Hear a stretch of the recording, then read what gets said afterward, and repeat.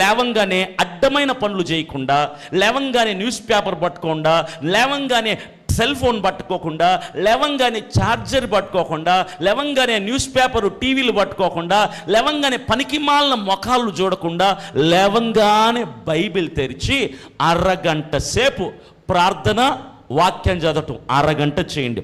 20 రోజులు ఈ పని మీరు చేయండి. బైబిల్ చదువుతూ ప్రార్థన చేయి. ప్రతిరోజు ఉదయాన్నే మొదటి అరగంట. ఈ అరగంట 20 రోజులు మీరు దేవునితో గడిపిన తర్వాత మీ బ్రతుకుల్లో అద్భుతాలు జరగకపోతే నన్ను మీ ఇంటికి తీసుకెళ్ళండి, మీ ఇంట్లో కూలి పని చేసి పెడతాను. నేను మీ అంట్లు కడుగుతాను, మీ బట్టలు కూడా నేను ఉతికి పెడతా. మీరు ఆ పని చెయ్యగలిగితే ఏం చేస్తారు?